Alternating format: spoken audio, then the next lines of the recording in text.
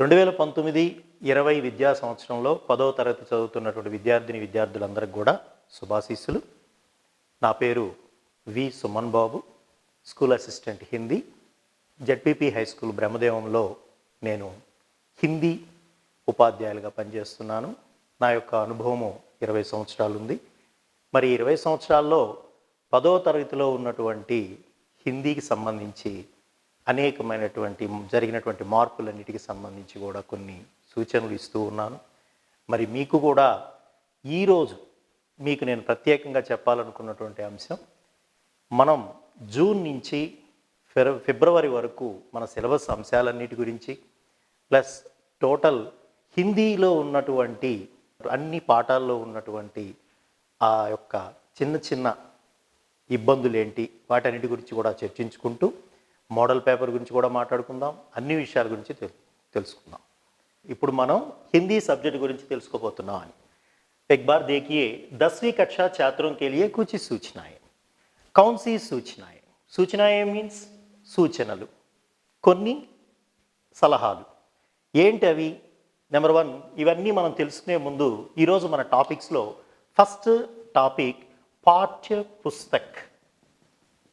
पाठ्य पुस्तक या हमारी पाठ्यक्रम. पाठ्यक्रम मीन्स सिलेबस. पाठ्य पुस्तक या पाठ्यक्रम हमारी टेक्स्ट बुक के बारे में और हमारे पाठ्यक्रम के बारे में पूर्ण जानकारी जान लेंगे. పూర్తిగా వీటి గురించి తెలుసుకుందాం. That is the first one. Second thing వ్యాకరణాంశ. व्याकरणांश. व्याकरणांश के बारे में पूर्ण जानकारी दूसरे सेशन में हम जान लेंगे. రెండో సెషన్లో మనం వ్యాకరణాంశ గురించి నేర్చుకుందాం. నెక్స్ట్ థర్డ్ వన్ ఆదర్శ ప్రశ్నపత్ర.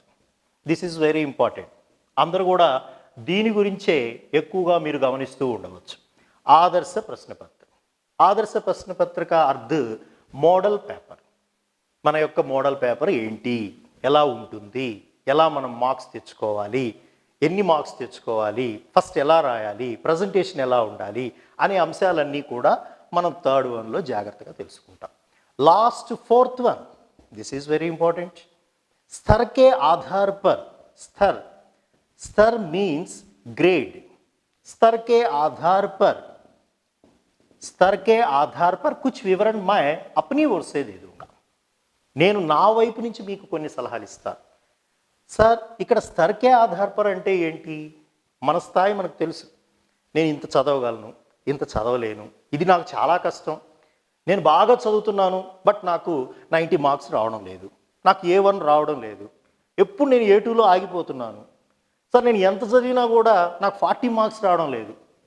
ఇలాంటి ఆలోచనలో మనం ఎక్కువ ఇబ్బందులు పడుతూ ఉంటాం. అది ఇక్కడ మనం తెలుసుకుందాం. సో ఈరోజు మనం ఈ 4 అంశాల గురించి పూర్తిగా నేను మీకు అర్థమయ్యే రీతిలో చెప్తాను.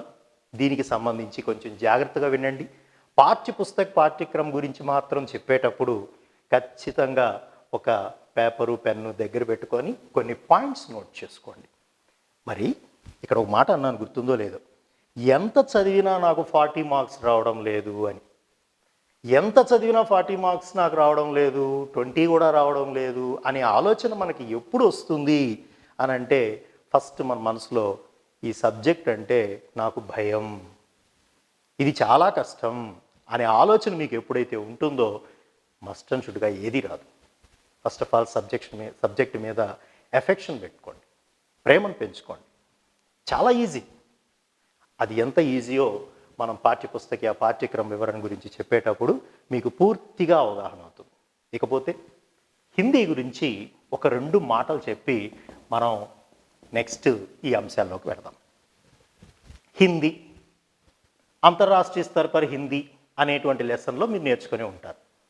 బట్ దీనిపైన ఇంకొక చిన్న అభిప్రాయం మన మనసులో ఉంటుంది. ఎన్ని మార్క్స్లే, 20 మార్క్స్ వస్తే చాలు అనేటువంటి ఆలోచన అనేది చాలా తప్పు. 20 మార్క్స్ అనేది ఎవరికి ఇచ్చారు, ఎవరికి సొంతం? ఇది వీడు ఇంకా పనికిరాడు, ఎందుకు అనే ఆలోచన ఉండేవాడికి 20 మార్క్స్. అసలు పాస్ అనేటువంటి మార్క్స్ మనకు కాదు, మన టార్గెట్ ఒకటే, 100 మార్క్స్కి 100 రావాల్సిందే. ఎందుకు రావు, ఏంటి నాకున్న లోపం అనే ఆలోచనతో మనం చదవాలి. రెండోది, ఇక్కడ ఎట్టి పరిస్థితుల్లో నువ్వు హిందీలో నాకు 20 మార్క్స్ వస్తే చాలులే అనుకుంటే రేపు నీకు జీపీఏ టోటల్ తగ్గిపోయే ఆస్కారం ఉంది. అది చాలా చీప్, అది చాలా ఈజీ అని మనకు ఎవరైనా అంటున్నా కూడా దాన్ని నెగ్లిజెన్సీ చేయాల్సినటువంటి అవసరం లేదు. దాంట్లోనే మంచి మార్కులు తెచ్చుకొని మనం సాధించే ప్రయత్నాన్ని మనం చేయాలి. మంచి మార్క్స్ ఎలా వస్తాయి అనేటువంటి దానికి ఈరోజు నా క్లాస్ మీకు బాగా పూర్తిగా ఉపయోగపడుతుందని నేను అనుకుంటాను, విశ్వసిస్తాను. కాబట్టి నెక్స్ట్ మనం చాప్टर वाइजगा మనం అనుకున్నటువంటి విధంగా ఈరోజు पाठ्य पुस्तक या पाठ्यक्रम के बारे में पूर्ण रूप से जानकारी लेने के लिए प्रयत्न करेंगे. टेक्स्ट बुक మన సిలబస్ గురించి చర్చించుకునే ప్రయత్నం చేద్దాం. ఓకే, మనం చెప్పుకున్నటువంటి ఫస్ట్ पाठ्य पुस्तक का पुनश्चरण. पाठ्य पुस्तक का पुनश्चरण क्या है? पुनश्चरण एक बार पाठ्य पुस्तक के बारे में चर्चा करना. हम सबको मालूम है हमारी पाठ्य पुस्तक का नाम है सुगंध दो. सुगंध दो, इसके बारे में मैं एक बात बताऊंगा. सुगंध माने क्या है? सुगंधता जिसमें होती है वही सुगंध. ఎందులో సుగంధం ఉందో దాన్ని సుగంధ్ అని అంటారు. కాబట్టి మన పుస్తకంలో చాలా సుగంధత ఉంది. మరి మన पाठ्य पुस्तक का पुनश्चरण के बारे में चर्चा करने के पहले इसमें कितने अंश, कितने भागों के रूप में विभाजित किया है? प्रधान रूप से इसमें 3 भाग हैं. पहला तो पद्य भाग, दूसरा गद्य भाग, तीसरा उपवाचक.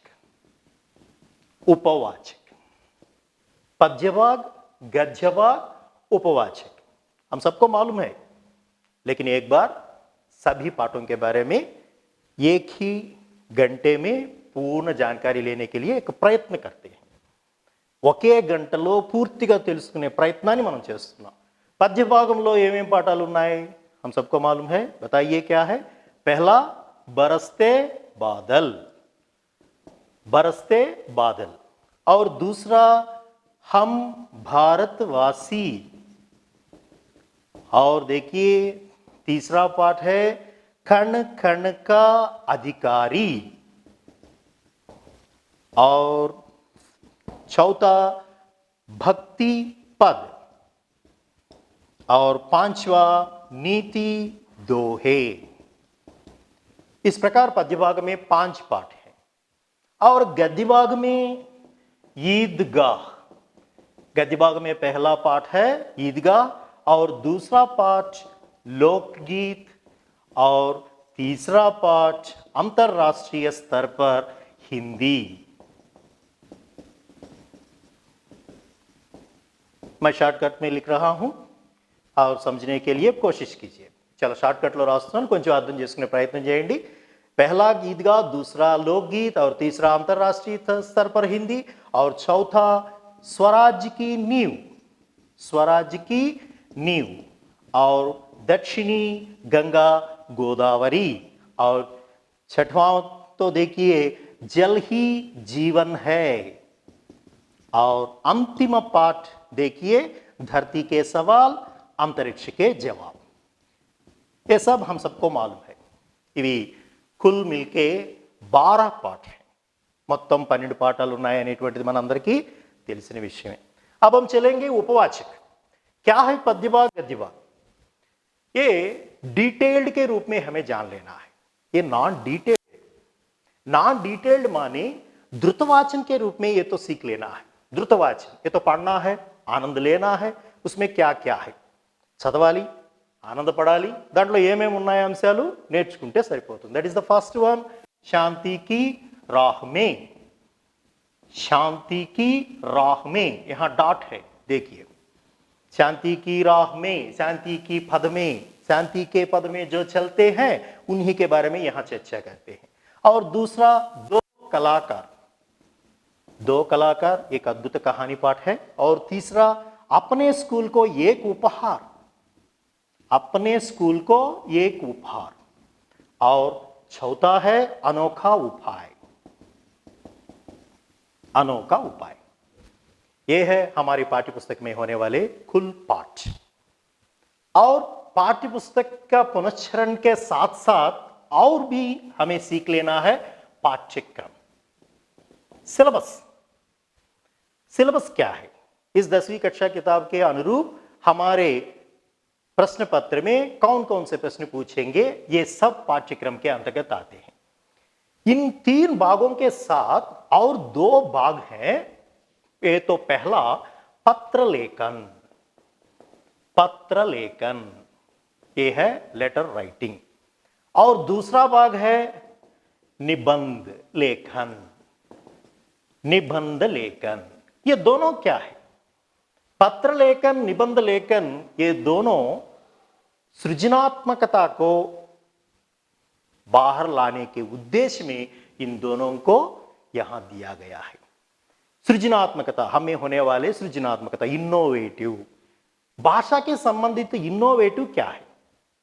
ఒక లాంగ్వేజ్ తరపున ఇన్నోవేటివ్ థింగ్ ఏంటి? How to interact, how to communicate, ఎదుటి వాళ్ళతో మనం ఎలా ప్రస్తావించాలి, ఎలా మాట్లాడాలి అనేటువంటిది పత్రలేఖन के माध्यम से हम सीख लेंगे।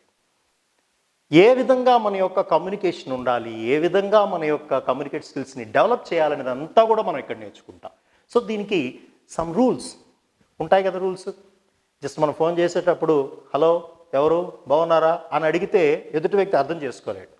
సార్ నేను పలానా క్లాసు పలానా స్టూడెంట్ని, దిస్ ఆర్ ఆల్ ఇంట్రడక్షన్, నేను మీతో మాట్లాడుతున్నాను, దిస్ ఈజ్ శాల్యుటేషన్ అండ్ రీశాల్యుటేషన్, ఇవన్నీ కూడా ఉండేటువంటిదే కమ్యూనికేట్ స్కిల్స్లో ఉండేటువంటి ప్రధాన అంశం। ये सभी हम यहाँ देख सकते हैं, वही है पत्र लेखन। और उसके बाद निबंध लेखन। क्या है निबंध लेखन? ఎలక్యూషన్ के माध्यम से వక్తృత్వ పోటీలో మనం మాట్లాడేటప్పుడు ఏదైనా ఒక టాపిక్ గురించి మనం వివరించేటప్పుడు किन किन अंशों को लेना है, ये सभी हम यहाँ देखते हैं निबंध लेखन। इन दोनों के बारे में बाद में चर्चा करेंगे। सबसे पहले हम बरसते बादल पाठ के बारे में, उसके बाद हम भारतवासी, कण कण का अधिकारी, भक्तिपद, नीति दोहे के बारे में संक्षिप्त के रूप में मैं बता दूंगा। చాలా బ్రీఫ్గా చెప్తాను, ఆ పాయింట్స్ మనం జస్ట్ నోట్ చేసుకుంటే సరిపోతుంది। एक बार देखिए, हमारे पाठ्य पुस्तक का पुनश्चरण और साथ ही साथ हमारे पाठ्यक्रम के अंतर्गत कौन से अंश आते हैं। देखिए मां, पद्य भाग में कुल 5 पाठ हैं, गद्य भाग में कुल 7 पाठ हैं। हर एक पाठ के बारे में अब कुछ अंशों के बारे में जान लेंगे। మనం ప్రతి పాఠంలో ఉన్నటువంటి కొన్ని ముఖ్య అంశాలు నేర్చుకుందాం। उन मुख्यांशों के आधार पर कुछ मुख्य प्रश्न के बारे में भी चर्चा करेंगे। దాంట్లో ఉన్న ముఖ్య అంశాల ఆధారంగా కొన్ని ముఖ్యమైనటువంటి ప్రశ్నల గురించి కూడా నేర్చుకుంటాం। సో ఇప్పుడు చూడండి, లెసన్ మనకి ఎంత ఈజీ, ప్రతి లెసన్ మనం చదివేటప్పుడు ఎలా చదవాలి, అసలు ఆ లెసన్లో ఉన్నటువంటి మెయిన్ కాన్సెప్ట్స్ ఏంటి। ఫర్ एग्जांपल फर्स्ट थिंग, बरसते बादल, इसके कवि कौन है? हम सबको मालूम है, सुमित्रानंदन पंत जी है। इसके कवि सुमित्रानंदन पंत जी है। उसके बारे में 2 या 3 वाक्य सीख लीजिए। सबसे पहले फर्स्ट ऑफ ऑल ఈయన గురించి 2 వాక్యాలు। वे प्रकृति चित्रण में बेजोड़ कवि, उनकी सुप्रसिद्ध रचना चिदंबरा, दैट्स ऑल एनफ। और उसके बाद बरसते बादल पाठ का प्रधान उद्देश्य क्या है, कौन सा ऑब्जेक्ट, इस पाठ के माध्यम से हम क्या सीख लेते हैं, ఈ పాఠం ద్వారా మనం ఏం నేర్చుకుంటున్నాం। बरसते बादल पाठ के माध्यम से हम किस उद्देश्य को पूर्ति कर सकते हैं, ఈ పాఠం ద్వారా మనం ఏ ఉద్దేశాన్ని పూర్తి చేస్తున్నాం అన్నటువంటిది వెరీ వెరీ ఇంపార్టెంట్। प्रकृति का संरक्षण, प्रकृति का संरक्षण। देखिए, इन 2 मुख्यांशों के आधार पर 2 मुख्य प्रश्न भी होंगे। 2 मुख्यమైన ప్రశ్నలు ఉంటాయి। बताइए, सुमित्रानंदन पंत जी के बारे में आप क्या जानते हैं, यह एक प्रश्न है। दूसरा क्या है, प्रकृति का संरक्षण करने में सुमित्रानंदन पंत जी कहां तक सफल होगा, ప్రకృతి సంరక్షించడంలో సుమిత్రానందన్ పంత్ जी ఎంతవరకు సఫలీకృతుడయ్యాడు। राइट, हमारे पाठ के माध्यम से, हमारी कविता के माध्यम से सुमित्रानंदन पंत जी पूर्ण रूप से सफल होगा। यहाँ कविता का सारांश में कुछ अंश होते हैं ना, वो बता देंगे। కవితా సారాంశంలో కొన్ని ముఖ్యమైన అంశాలు ఉంటాయి, అవి 1 or 2 పాయింట్స్ రాస్తే సరిపోతుంది। సార్ కవితా సారాంశంలో ముఖ్యమైన అంశాలు ఏంటి? నెంబర్ 1, वर्षा के समय, वर्षा के समय प्राकृतिक सौंदर्य का वर्णन किया है। ప్రాకృతిక సౌందర్య కా వర్ణన్. వర్షా సమయములో మన యొక్క ప్రకృతి యొక్క అందచందాలు ఎలా ఉన్నాయో వర్ణించడం జరిగింది. इस कविता में वर्षा समय का प्राकृतिक सौंदर्य को क्यों ले लिया, క్యోం లేలియా, మనం మెయిన్గా ఇక్కడ పాయింట్స్ ఏంటి? వర్ష యొక్క సౌందర్యాన్ని ఇక్కడ సుమిత్రానంద పంతజీ ఎందుకు తీసుకున్నారు? హర్ ప్రాణి गर्मी के तापमान से प्यासी से मर जाते समय जब वर्षा की बूंदे पृथ्वी पर पड़ते हैं सारी पृथ्वी पुलकित होते हैं. దీంట్లో ఉన్న main concept is very important. ఎందుకు సార్ వర్ష సమయాన్నే తీసుకున్నాడు అంటే, గర్మి ఎండాకాలం యొక్క ఎండల తాకిడికి తట్టుకోలేని అనేక ప్రాణులు వర్షపు బిందువుల కారణంగా పులకించిపోతాయి. నా కేవల్ ప్రాణి he Nahi high, yeah ధరతీ Bhi Pulkit Holi high. ఒక ప్రాణులే కాదు, భూమి కూడా పులకించిపోతుంది. వహీ పులకిత స్థితి, వహీ ప్రాణియోं की स्थिति, ప్రాణియోं के ఉల్లాస్. ఇక్కడ ప్రాణుల యొక్క ఉల్లాసాన్ని కూడా వర్ణించాడు. ఉల్లాసం కా వర్ణన్ కియా హై. ఎలా? జిల్లి జంజన్, दादुर टर टर, मोर म्याओ म्याओ, इसी तरह के आवाजों को भी वर्णन किया है, सजीव रूप दिया है सुमित्रानंदन पंत जी ने. और अंत में एक बात कहा है सुमित्रानंदन पंत जी ने, सावन माह बार बार आना है. यही सावन माह बार बार आना है. ఈ శ్రావణ మాసం మరలా మరలా రావాలనుకుంటున్నాడు. వై వై వై, ఇదే ప్రశ్న. कौन सी प्राणी है, यही और एक प्रश्न. वर्षा का प्राकृतिक सौंदर्य कैसा है, यही एक प्रश्न है. कुल 3 प्रधान प्रश्न होते हैं बरसते बादल फुल टोटली पार्ट में. देखिए सावन माह बार बार क्यों आना है? सावन माह देखिए, सावन माह कब आता है? गर्मी के अंत के बाद. जब गर्मी अंत होता है, गर्मी अंत होने के बाद जो माह आता है वही सावन माह. सो सावन माह किसको दूर करता है? गर्मी का तापमान का दूर करता है. ఎండాకాలం యొక్క వేడిని దూరం చేసే నెల सावन माह. अगर सावन माह में वर्षा ना आते तो क्या होता है? सारी दुनिया बिगड़ जाता है, नष्ट होता है, धरती भी बिगड़ जाती है, ప్రపంచమంతా నాశనమైపోతుంది. इसलिए कवि कहता है कि सावन माह बार बार आना है.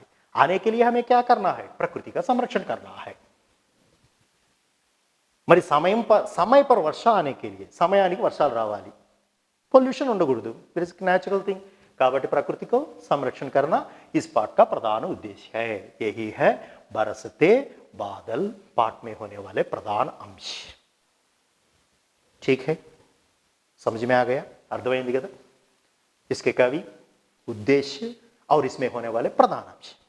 अब हम चलेंगे हम भारतवासी. देखिए बरसे बादल हो गया, दूसरा पार्ट, दूसरा पद्यभाग पार्ट, हम भारतवासी. हम भारतवासी में कौन कौन से अंश हैं? सबसे पहले क्या होता है बताइए? कवि के बारे में. कवि का नाम. कौन है कवि? आरपी निशंक जी है. आरपी निशंक जी, इसका पूरा नाम है क्या है? पूरा नाम क्या है? रमेश पोखरियाल निशंक जी. अब कौन है? वे कौन है? उत्तराखंड के 5वां मुख्यमंत्री जी है. वे आधुनिक कालीन कवि है. उनकी कविताओं में देशभक्ति हमें दिखाई पड़ता है. देश के प्रति हमारी जिम्मेदारी की भावनाओं को भी पैदा लिया है. దేశం పట్ల మన బాధ్యతలను కూడా ఆయన వెలికి తీశాడు ఈ ఆర్పి నిశంక్ जी గారు. इसी के उद्देश्य में इस पाठ का प्रधान उद्देश्य, ఈ పాఠంలో ఉన్న ప్రధాన ఉద్దేశ్య क्या है? हमारे भारत को మన దేశాన్ని, మన భారతదేశాన్ని అంతర్రాష్ట్రీయ स्तर पर, इंटरनेशनल लेवल लो, अंतरराष्ट्रीय स्तर पर अग्रसर की ओर ले जाना इस पाठ का प्रधान उद्देश्य है. మన భారతదేశాన్ని ఇంటర్నేషనల్ లెవెల్లో ఉన్నత స్థాయికి తీసుకొని వెళ్ళడమే आरपी निशंक जी पाठ का प्रधान उद्देश्य. उसी पाठ का नाम है हम भारतवासी. we're all Indians.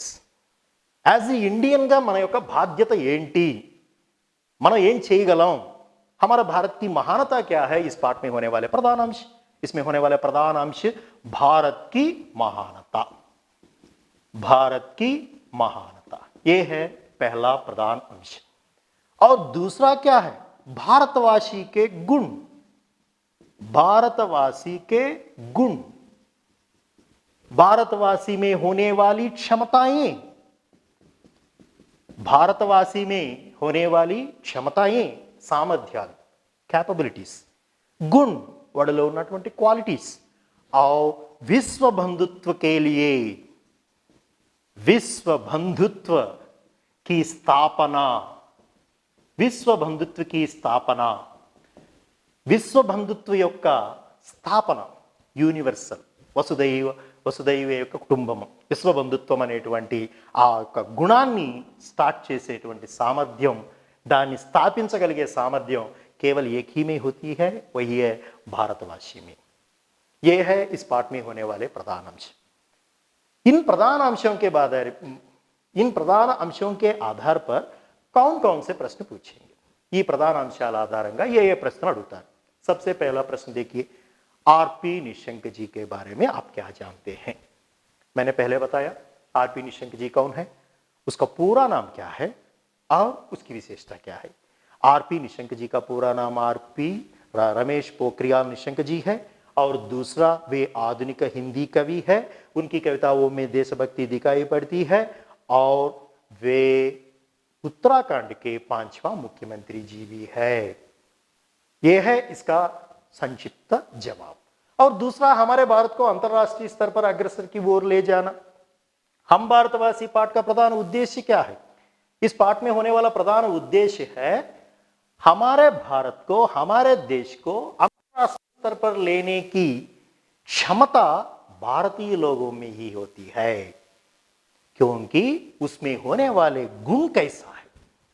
हम भारतवासी दुनिया को पावन धाम बनाएंगे, मन में श्रद्धा और प्रेम को, मन में होने वाले श्रद्धा और प्रेम को अद्भुत रूप में दिखाएंगे। श्रद्धा और प्रेम दोनों को मिला के, ओबीडियंस नी एफेक्शन नी రెండిటిని కలిపి अद्भुत दर्शन दिखाएंगे। जब हम ओबीडियंस को, प्रेम को अन्यों को दिखा सकते हैं, మనలో ఉన్న, మనం ఎదుటి వాళ్ళని గౌరవించినా, ప్రేమించినా, ఇష్టపడినా ఆటోమేటిక్గా ఇద్దరి మధ్య ఒక మంచి బాండ్ ఏర్పడుతుంది। అలాంటి బాండ్ ఏర్పడడానికి మన యొక్క కమ్యూనికేషన్, మన మాట తీరు అలా ఉంటుంది। नफरत को हम दूर करते हैं, बुरे रास्ते पर चलने वाले को, रे आपका रास्ता ये नहीं है, ये है, हम समझाएंगे। अरे चिन्ना, నువ్వు వెళ్ళే మార్గం తప్పు, ఇది సరైన మార్గం। इस प्रकार सही मार्ग दिखाने के लिए हम प्रयत्न करेंगे। इस तरह भारत को अग्रसर की ओर ले जाने की क्षमता हमारे भारतवासी में होती है। हमारे भारत की महानता, మన భారతదేశం యొక్క గొప్పతనం, हमारे भारत प्राचीन देश है, यहाँ वेद पुराण संस्कृति प्राचीन काल से ही आ रही हैं, इसलिए हमारा भारत विश्व में एक सुप्रसिद्ध के स्थान पर अटल के रूप में है, अभी भी है, कल भी है और कभी भी है। నేటికి కావచ్చు, రేపటికి కావచ్చు, ఎప్పటికైనా కావచ్చు, हमारे भारत की महानता स्थिर है, अटल है, इसको कोई भी टूट ना करने वाले नहीं है। भारतवासी के गुण क्षमताएं, अभी अभी मैंने बताया, इसमें जो आंसर आया है वही। भारत को अग्रसर ले जाने के लिए भारतवासी में कौन से गुण होते हैं, नफरता को दूर करते हैं, कुहासा को तोड़ करते हैं, और बुरे मार्ग पर चलने वाले को अच्छे मार्ग की ओर ले जाते हैं, अद्भुत प्रेम दिखाते हैं, अहिंसा, त्याग, सत्य की बगिया सारी दुनिया में महकाते हैं, उनके फूलों से आने वाली सुगंधता से महकाते हैं, वही भारतवासी के गुण। इन गुण के कारण, इनकी क्षमताओं के कारण हमारे भारत अंतर्राष्ट्रीय स्तर पर अग्रसर की ओर ले जाते हैं। यही जवाब यहाँ आते हैं। विश्व बंधुत्व की स्थापना बहुत सरल की बात है, इसमें है जवाब, और इन दोनों को मिलने से इसमें जवाब आता है। ये गुणा लेते, जिन गुणों को भारतवासी अपने में लेते हैं, वह विश्व बंधुत्व की स्थापना जरूर कर सकते हैं। विश्व बंधुत्व स्थापिंచేటువంటి सामर्थ्यम एक भारतवासी में ही हो सकता है, अन्यों में नहीं है, क्योंकि इसमें होने वाले गुण ये है, अद्भुत प्रेम दिखाने वाली शक्ति है, नफरता को दूर करने वाली शक्ति है, बुरे मार्ग पर चलने वाले को सही मार्ग पर दिलाने वाले हैं, यहाँ पुण्य को मानने वाले हैं और सत्य हिंसा त्याग की बगिया महकाने वाले लोग हैं। इसलिए विश्व बंधुत्व की स्थापना करने की क्षमता भारतवासियों में ही होते हैं। यही है इस पाठ में होने वाले प्रधान अंश। ठीक है ना। पद्यभाग में हमारा तीसरा पाठ है कण कण का अधिकारी। सबसे पहले पाठ का नेम देखिए, पाठ का नाम देखिए क्या है, कण कण का अधिकारी। कौन सा कण है, कौन सा कण है, कण कण का अधिकारी। कण माने हर अणु है, इस दुनिया में होने वाले हर अणु का अधिकारी कौन है। कवि कहते हैं कण कण का अधिकारी एक ही है, श्रमिक। श्रमिक। ठीक है, इस पाठ में होने वाले प्रधान अंश के बारे में चर्चा करेंगे। सबसे पहले कवि का नाम रामधारी सिंह दिनकर जी है। रामधारी सिंह दिनकर जी है। इसके बारे में, दिनकर जी हिंदी के बड़ा सलाहकार और भागलपुर विश्वविद्यालय के उपकुलपति, और वे हिंदी के राष्ट्रीय कवि, और उनकी सुप्रसिद्ध रचना उर्वशी है। उनकी कविताओं में देशभक्ति दिखाई पड़ती है और देश के प्रति उनकी उदारता भी दिखाई पड़ती है। और यह है डॉक्टर रामधारी सिंह दिनकर जी का संक्षिप्त परिचय। हमारा दूसरा अंश है उद्देश्य। इस पाठ का प्रधान उद्देश्य श्रम का महत्व समझाना। श्रम का महत्व समझाना। श्रम का महत्व क्या है? श्रम का महत्व मेहनत। मेहनत के बिना कोई कार्य नहीं चलता है। जो मेहनत पर आधारित होता है वह भविष्य के शिखरों पर चल सकते हैं। श्रम का महत्व समझाना और साथ ही साथ श्रम की ओर प्रेरणा देना है। श्रम करने के लिए प्रेरणा देना है। हर एक में श्रम के प्रति उत्सुकता लाना है। श्रम करो, जरूर फल मिलेगा। श्रम पर भरोसा रखो, अन्य किसी पर ना है। यही है इस पाठ का प्रधान उद्देश्य। यह उद्देश्य पूर्ति करने के लिए कविता के रूप में डॉक्टर रामधारी सिंह दिनकर जी ने कहां बताया गया? कुरुक्षेत्र ग्रंथ में बताया गया है। इस कुरुक्षेत्र में युधिष्ठिर को भीष्म जी ने श्रम के बारे में और श्रमिक के बारे में हमें समझाया है। इसमें होने वाले प्रधान अंश, पहला अंश तो क्या है? हम कैसे रहते हैं? हम दूसरों के धन को अपना धन मानते हैं, अपना धन मानते हैं और भाग्यवान समझते हैं। क्या है? हम भाग्यवान भी समझते हैं। किस तरह भाग्यवान समझते हैं? अरे मेरे दादा परदादा के धन अपना धन है, मेरा धन है, ऐसे मानकर हम अपने को भाग्यवान समझते हैं। यह झूठी स्पर्धा है, हम में होने वाली एक प्रकार की झूठी स्पर्धा है। यह ठीक नहीं है। दूसरों का धन कभी हमारा धन नहीं हो सकता है। उससे प्राप्त होने वाला भाग्य हमारा नहीं है। हम इसके छल से, इसके धोखे से हम जी सकते हैं।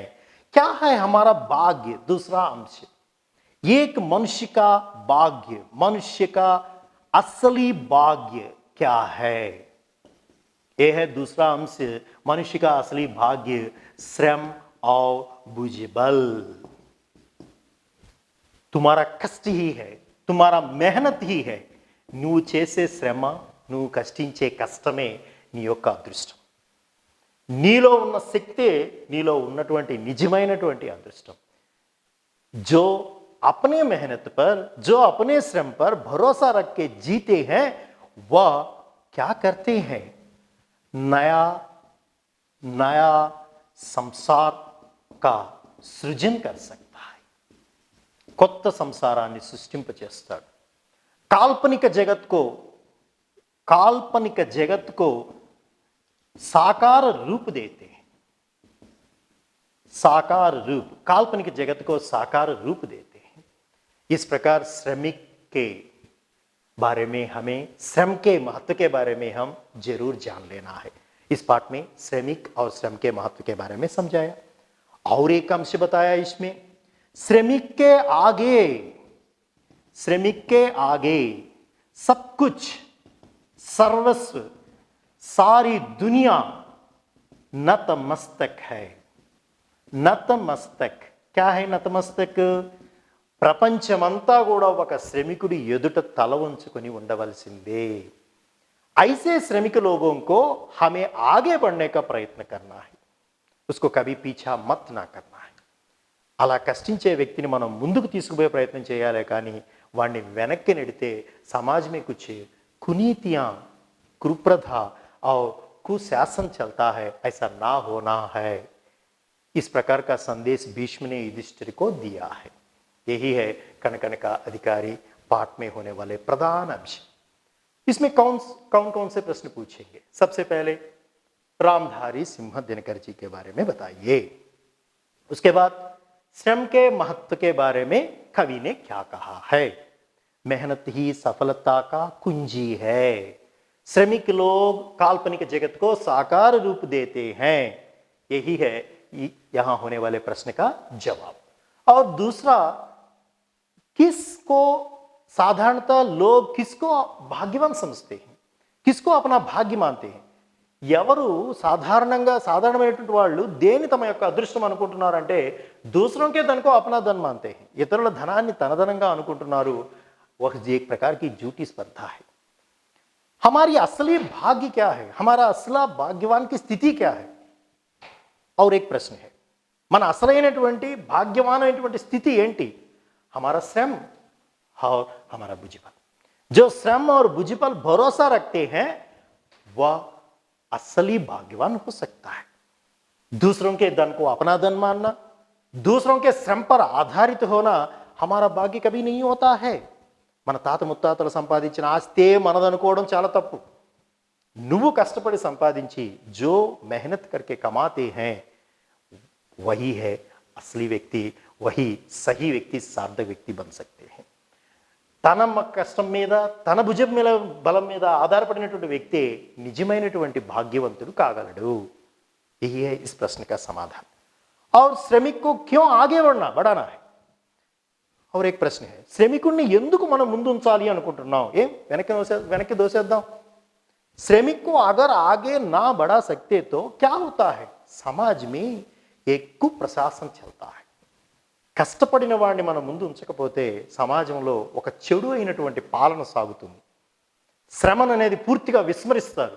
దీంతో समाज नष्ट होता है और कभी भी वृद्धि ना हो सकती है। चोर की परंपरा बढ़ जाती है। దొంగతనం, భూటకం అనేటువంటి ఒక ప్రపంచం ఏర్పడుతుంది। సారీ దునియా, సంసార్, ప్రపంచమంతా కూడా శ్రమికుడి ఎదుట తల వంచుకొని ఉంటుంది। కాబట్టి उसको आगे बढ़ाना है और प्रकृति में होने वाले एक विजीत अंश, ఈ ప్రకృతిలో ఏదైనా సాధించాము అంటే అది उसको जरूर देना है, श्रमिक को जरूर देना है। यही है इस प्रश्न का जवाब। इन मुख्य अंशों के आधार पर हम सारांश भी लिख सकते हैं। ठीक है ना? कण-कण का अधिकारी हो गई है और हमारा अगला पाठ के बारे में चर्चा करेंगे। पद्य भाग के अंतर्गत हमारा चौथा पाठ ही है भक्ति पद। इस भक्ति पद में किन किन अंशों के बारे में अब हम चर्चा करेंगे। మనం భక్తి పదంలో ఏ అంశాల గురించి ఇప్పుడు చర్చించుకోబోతున్నాం? ఇందులో ప్రధానమైనటువంటి అంశాల గురించి చెప్పుకోబోయే ముందుగా इस पाठ का प्रधान उद्देश्य क्या है? भक्ति साहित्य का परिचय। भक्ति साहित्य का परिचय, भक्ति साहित्य का परिचय व निर्गुण भक्ति का परिचय भी होना है। इसमें होने वाले प्रधान दो अंश ही है। एक तो भक्ति साहित्य का परिचय, दूसरा निर्गुण भक्ति, निराकर भक्ति, निराडंबर की भक्ति का परिचय भी यहां बताना। भक्ति साहित्य माने क्या है? जिस साहित्य में भक्ति संबंधित शब्द होते हैं वही है भक्ति साहित्य। साहित्य का अर्थ ये तो एक किताब है, रचना है, समाज को हित बोध करने वाला एक अद्भुत एक सुंदर किताब ही है। उस किताब में भक्ति संबंधित पद होते हैं, उसी को हम भक्ति साहित्य कहते हैं। हिंदी साहित्य में, हिंदी साहित्य के इतिहास में भक्ति साहित्य के लिए एक अद्भुत स्थान है, एक महान स्थान है, एक सुप्रसिद्ध स्थान है। इस भक्ति साहित्य में निर्गुण भक्ति का परिचय भी एक महान है। इन दोनों का परिचय करना ही है इस पाठ का प्रधान उद्देश्य।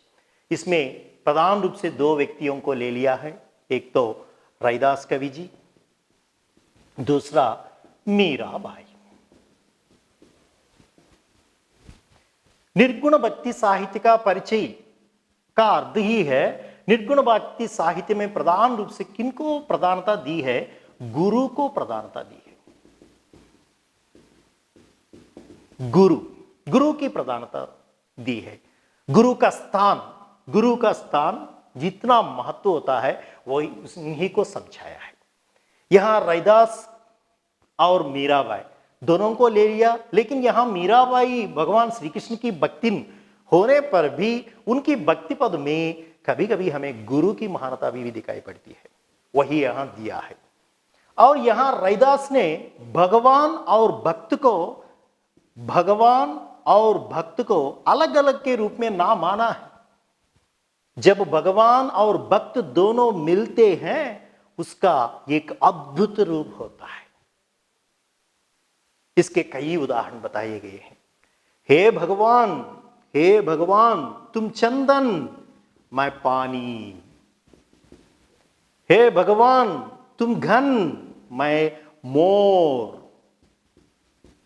हे भगवान तुम मोती, मैं धागा। हे भगवान तुम स्वामी, मैं दासा। क्या है? चंदन पानी दोनों को मिलाने से, चंदन और पानी दोनों को मिलाने से एक अद्भुत रूप आता है चंदन का पानी। क्या, कौन सा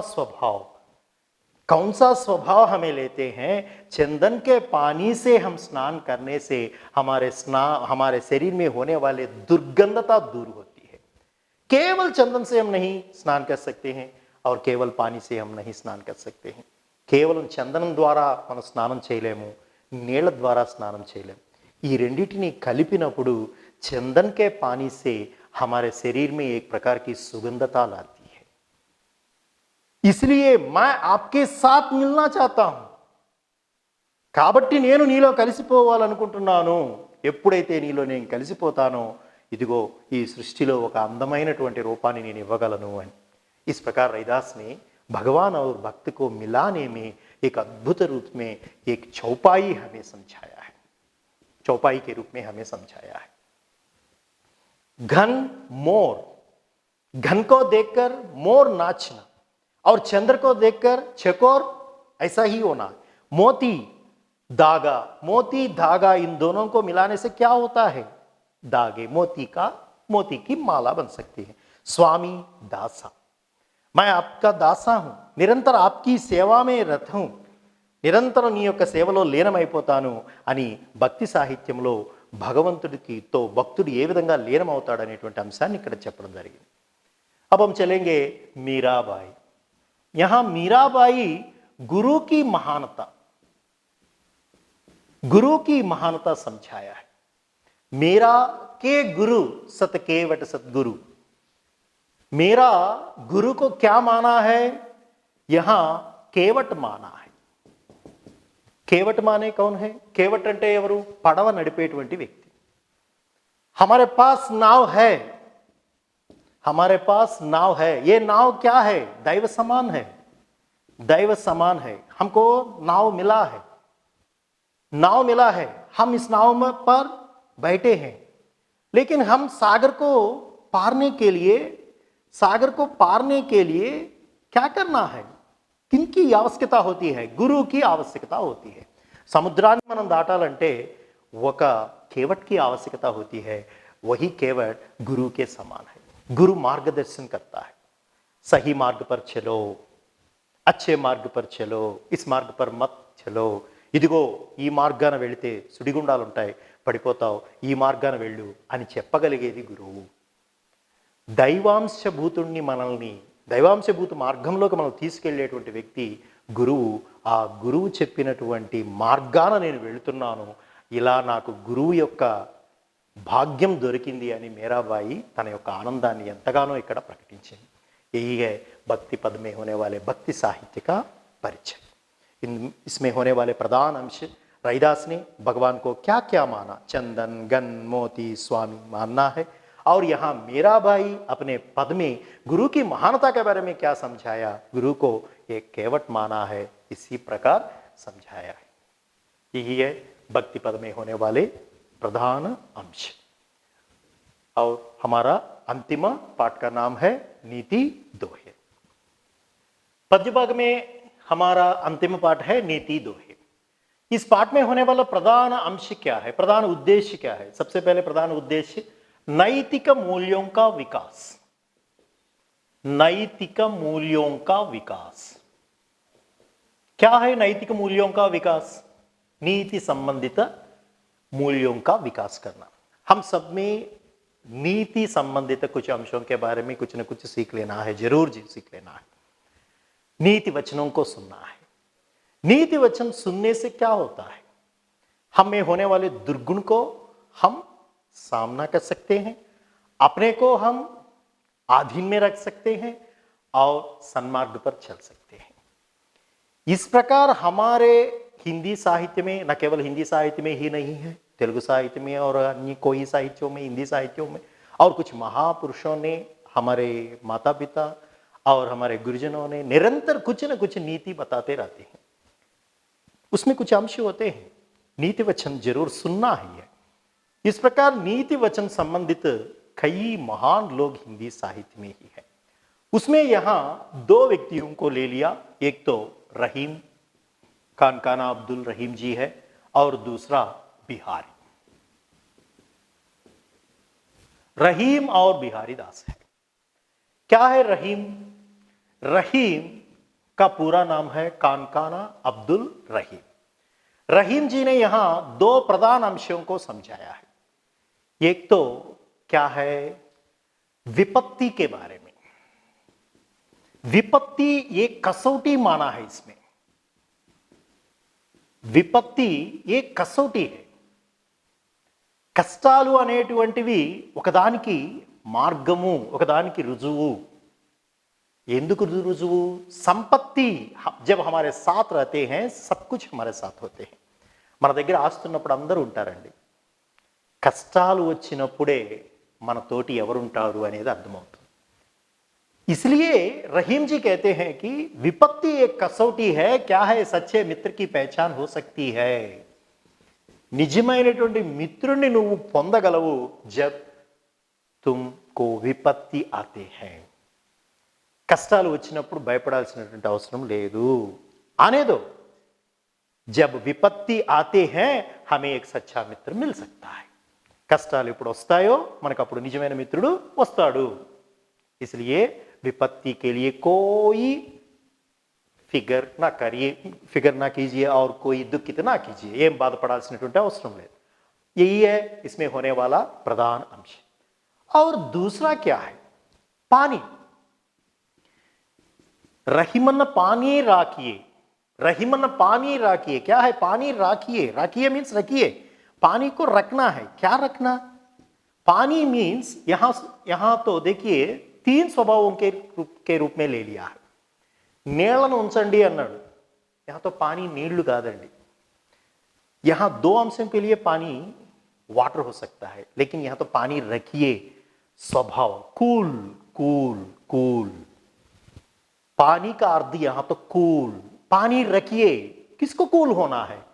हम अपने को कूल करना है. మనం మనల్ని కూల్ చేయడం. That means character. केवल चरित्र से ही हम कूल हो सकते हैं. हर षड वर्गों को हम जीत सकते हैं। एक कूल होने की, जब हमें क्रोध आया है उसको तुरंत कूल करना है। जब हमें ईर्ष्या की भावना उत्पन्न होता है उसको कूल करने के लिए प्रयत्न करना है। इन सभी का उदाहरण ही यहां रहीम जी ने बताया है, अति सूक्ष्म रूप से बताया है। पानी राखिए मन का आपा खोई, అహంకారాన్ని తొలగించేసుకోవచ్చు నువ్వు। इन पानी को 3 रूपों में यहां बताया गया है। एक तो पानी चमकने के लिए उपयोगिता होती है, चमकने के लिए, मोती बनने के लिए वर्षा की बूंदों की जिस प्रकार आवश्यकता होती है, और चूने के लिए हम दीवार पर మనం గోడ మీద సున్నం వేయాలి అంటే ఆ సున్నంలో నీళ్లు కలపాల్సిందే। उसकी सार्थकता होती है, चूने की सार्थकता होती है। एक तो सार्थकता, दूसरा चमकने का गुण। चमकाने का गुण पानी में है, सार्थकता लेने की गुण है, और हम अपने को చరిత్రవాన్ बनने के लिए మనల్ని చరిత్రవంతుని తయారు చేసేదాని యొక్క గుణము కూడా పానీలో ఉంది। సో నీటిని ఇక్కడ 3 రకాలైన అర్థాల్లో తీసుకున్నారు। ముత్యం మెరవాలంటే నీరు అవసరం, సున్నం గోడకి వేసేటప్పుడు నీళ్ళు అవసరం, మనిషికి ఏ నీరు అవసరం అంటే తనలో ఉన్నటువంటి ఆవేశాలని కంట్రోల్ చేసుకోగలిగితే చరిత్రవంతుడు అవుతాడు। కాబట్టి పానీ అనేటువంటిది ఒక చల్లదనానికి గుర్తుగా ఇక్కడ రహీం గారు చెప్పడం జరిగింది। यहाँ 2 अंश दिए हैं। विपत्ति एक कसौटी है, सच्चे मित्र की पहचान हो सकती है। यहाँ पानी 3 रूपों में बताया गया है। ये 3 रूप ये है। और बिहारी जी ने यहाँ 2 अंशों के बारे में बताया। पहला तो कनक, कनक तो सौगुनी मादकता अधिकाई। कनक कनक यहाँ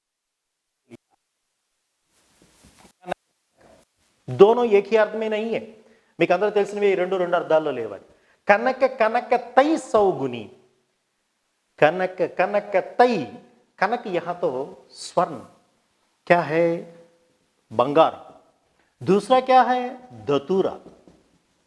कनक कनक तई सौगुनी, బంగారం అనేటువంటిది దతూరా కంటే 100 రెట్లు ఎక్కువ, సౌగుణ। బంగారము దతూరా కంటే 100 రెట్లు। क्या है దతూరా? ఉమ్మెత్త పువ్వు అని అంటారు। और प्राचीन काल में, उस काल में, हमारे हिंदी साहित्य के मध्यकालीन में दतूर ऐसे ही एक नशे का पदार्थ बना सकते हैं। जो दतूरा खाते हैं वह नशे में घूमता है।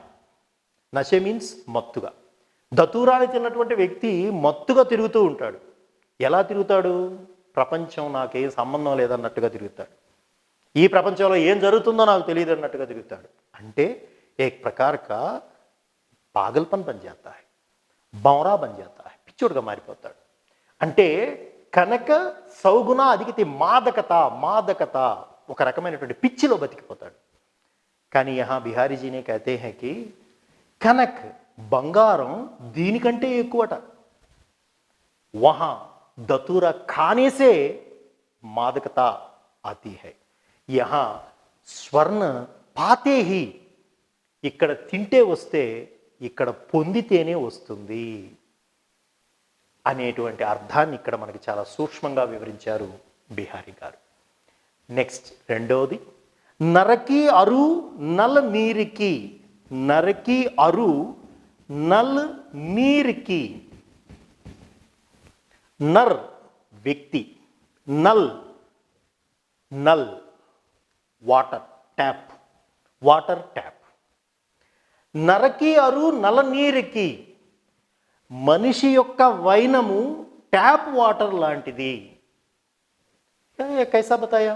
దీన్ని ఎలా వివరించి చెప్పడం జరిగిందయ్యా ఇక్కడంటే, నరకి అరు మనిషి యొక్క వైనం ఎలా ఉంది అని అంటే, जिस प्रकार टैप में पानी जब तक बंद करता है तब तक आराम से रहता है, जब वो उसे ओपन करता है, जब उसे ओपन करता है तभी फोर्स से आता है। मनुष्य की शैली भी ऐसा ही हो सकता है। అంటే వాటర్ ఫౌంటైన్లో నీళ్ళు అనేటువంటివి ఎంత లోపలికి మనం ప్రెజర్ చేసి పెట్టుంటామో అవి అలాగే ఉంటాయి। ఒక్కసారి అవసరమైనప్పుడు వదిలితే అంత ఫోర్స్గా పైకి వస్తాయి। వహీ నల నీర్। మరి మనిషి యొక్క వైనానికి దీనికి సంబంధం ఏంటి? మనిషి జితనీ నిమ్నగామి హోతీ హై, ఎంత కంట్రోల్లో ఉంటాడో ఉతని హీ ఊర్ధ్వగామి బన్ సక్తా హై, అంత ఉన్నత శిఖరానికి వెళ్తాడు. निम्नगामी ऊर्ध्वगामी, निम्नगामी ऊर्ध्वगामी, निम्नगामी के रूप में जब होता है तब वह ऊर्ध्वगामी के रूप में बन सकता है. కంట్రోల్గా ఉన్నటువంటి వ్యక్తి, లిమిట్స్ పాటిస్తున్నటువంటి వ్యక్తి ఎప్పుడైతే ఎలా ఉంటామో వాడు ఉన్నత స్థితికి కూడా అంతగా వెళ్తాడు అని यहाँ बिहारी जी ने बताया गया है. यहाँ बिहारी जी ने और एक अंश बताया गया. क्या है? बिहारी जी ने एक तो कनक कनकतय सौगुनी और नरकी अरु नलनी, इन दोनों के बारे में प्रश्न पूछेंगे और यहाँ इन दोनों के बारे में प्रश्न पूछेंगे. और यहाँ और एक प्रश्न भी पूछ सकते हैं, वो ये है गागर में सागर भरने की क्षमता, इसका अर्थ क्या है? बिहारी गारी को बिरुदु ఉందండి, गागर में सागर भरने की क्षमता है. गागर मीन्स पॉट, కుండలో సముద్రాన్ని నింపగలిగే శక్తి. इसका अर्थ सूक्ष्म में మోక్షత, చిన్న దాంట్లోనే మోక్షతను చూపించగలిగేటువంటి శక్తి సామర్థ్యాలు కలిగిన వ్యక్తి బిహారీ. यही है नीति दोहे में होने वाले प्रधान अंश. पद्य भाग के अंतर्गत बरसते बादल, हम भारतवासी, कण का अधिकारी, भक्ति पर, नीति दोहे में कौन कौन से अंश होते हैं, कौन से प्रधान अंश होते हैं, उन्हीं के आधार पर कौन से प्रश्न पूछेंगे. వీటిలో ఏ ముఖ్య అంశాలు ఉన్నాయి, ఏ ముఖ్యమైనటువంటి ప్రశ్నలు అడుగుతారు అనేటువంటిది మనం కొంచెం తెలుసుకుందాం. ఈ కార్యక్రమాన్ని AP fibre net channel number 23లో లేదా విహారీ టీవీ మొబైల్ యాప్లో వీక్షించగలరు. మరిన్ని అప్డేట్స్ కొరకు Vihari TV Telugu YouTube channel, Facebook page, Instagram మరియు ట్విట్టర్లో కూడా ఫాలో అవ్వగలరు.